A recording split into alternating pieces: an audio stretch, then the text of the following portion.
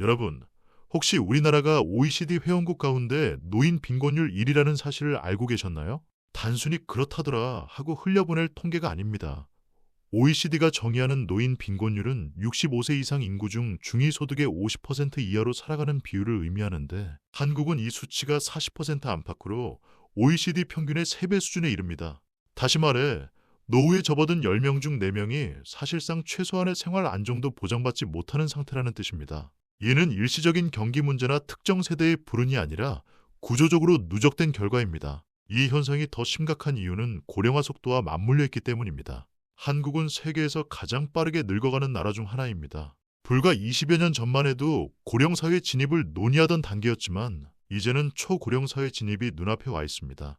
문제는 노인이 되는 속도만큼이나 아니 그보다 더 빠르게 노후를 지탱해줄 소득 기반이 약화되고 있다는 점입니다. 공적연금은 충분하지 않고 사적연금이나 자산 축적 역시 많은 사람들에게는 현실적으로 쉽지 않았습니다. 과거에는 열심히 일하면 노후는 자연스럽게 해결된다는 암묵적인 믿음이 있었지만 지금의 구조에서는 그 공식이 더 이상 작동하지 않습니다. 지금 이 영상을 보고 계신 분들 대부분은 아마 스스로를 노인 빈곤 문제의 당사자라고 느끼지 않을 것입니다. 아직 현역으로 일하고 있고 당장의 생활이 유지되고 있으며 월급이 들어오고 있다는 안정감 속에 계실 가능성이 큽니다. 하지만 통계가 보여주는 냉정한 현실은 지금의 중장년층 다수가 은퇴 이후 급격한 소득 공백을 경험할 가능성이 높다는 점입니다. 실제로 많은 노인 빈곤층은 평생 성실하게 일했던 사람들입니다. 문제는 개인의 성실함이 아니라 은퇴 이후를 감당할 수 없는 사회 경제 구조에 있습니다.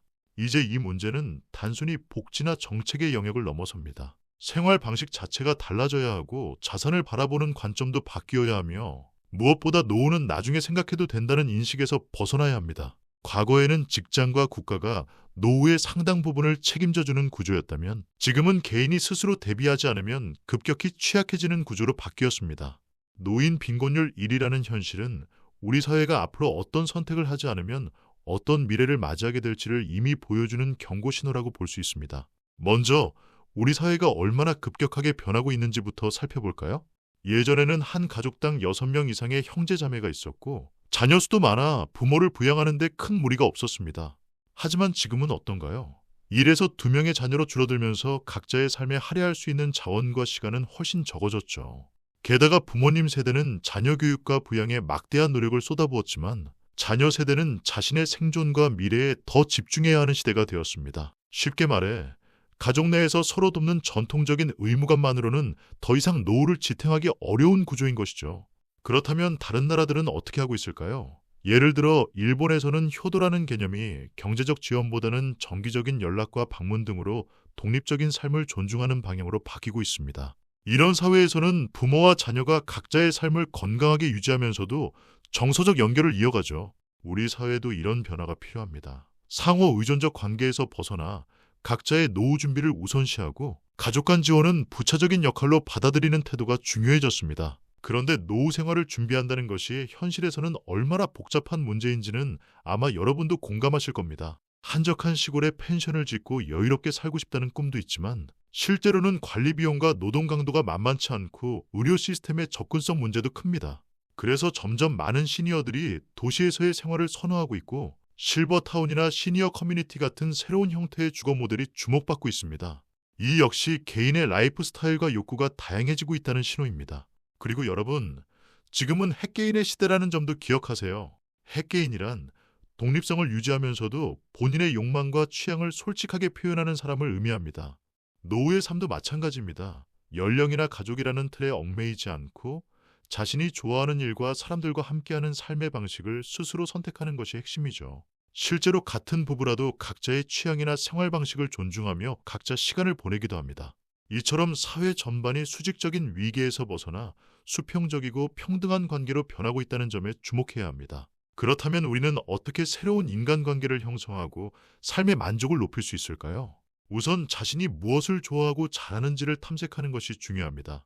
예전에는 취미활동이나 동호회가 경력이나 생계와 무관한 사치처럼 여겨졌지만 지금은 여가와 취미가 새로운 인간관계의 중요한 출발점이 되고 있습니다.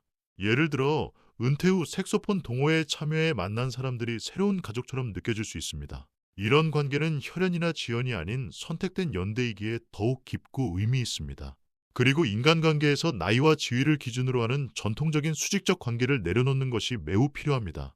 연령주의에서 벗어나 상대를 동등한 존재로 대하면 불필요한 갈등과 불편함이 줄어들고 진정한 평등의 관계가 만들어집니다. 가족 관계 안에서도 마찬가지입니다. 부모와 자녀, 부부 모두 서로를 존중하고 선택을 인정하는 문화가 정착될 때 노후의 삶도 한층 풍요로워질 수 있습니다. 이제 사회 변화와 기술 혁신에 대해서도 짚고 넘어가겠습니다. AI와 자동화는 반복적이고 규칙적인 업무를 빠르게 대체하고 있습니다. 법률 문서 정리, 의료 판독 등 전문 분야에서도 AI가 큰 역할을 하고 있죠. 하지만 역설적으로 이런 변화는 사람으로 하여금 생각하는 일에 더 집중하게 만들고 개인의 창의성과 몰입이 더욱 중요해지는 시대를 열고 있습니다. 따라서 우리는 단순한 기술 습득을 넘어서 본인의 업을 재정해야 하고 나만이 할 수 있는 가치를 만들어내야 합니다. 여기에 한 가지 더 강조하고 싶은 것은 중간에 머무르지 말라는 점입니다. AI는 평균적인, 흔한 부분의 업무를 빠르게 처리하지만 독창적이고 깊이 있는 몰입을 필요로 하는 분야에선 인간의 역할이 필수적입니다. 그러니 여러분, 가운데에 안주하지 말고 끝까지 가는 부분, 즉 본인의 열정과 가치를 끝까지 추구하는 길을 선택해야 합니다. 이는 인생의 만족도를 높이고 경쟁력 있는 삶을 유지하는 지름길입니다. 마지막으로 오늘 이야기의 핵심을 정리해드리겠습니다. 노후 준비는 단순히 경제적 대비에 그치지 않고 삶의 태도와 인간관계, 그리고 자기 자신을 존중하는 마인드셋의 변화가 필요합니다. 가족과 사회가 변하는 만큼 여러분 스스로도 독립적이면서도 상호 존중하는 관계를 만들어가야 합니다. 또한 자신이 진정으로 좋아하는 일과 취미를 발견하고 수평적인 인간관계 속에서 새로운 공동체를 만들어가세요. 기술 변화에 두려움을 갖기보다는 이를 기회로 삼아 본인의 가치를 재정립하는 것도 중요합니다. 지금 당장 실천할 수 있는 팁 하나 드리겠습니다. 오늘부터 매주 한 가지 새로운 취미나 관심사를 시도해보세요. 그리고 그 과정에서 만나는 사람들과의 소통을 즐기십시오. 나이와 지위에 얽매이지 않고 자신만의 핵개인으로서 삶의 주체가 되어보시기 바랍니다. 여러분, 구독과 좋아요는 저에게 힘이 되고 채널의 연구 발전에 도움이 됩니다. 더 좋은 정보로 찾아뵙겠습니다. 부자 되세요. 감사합니다.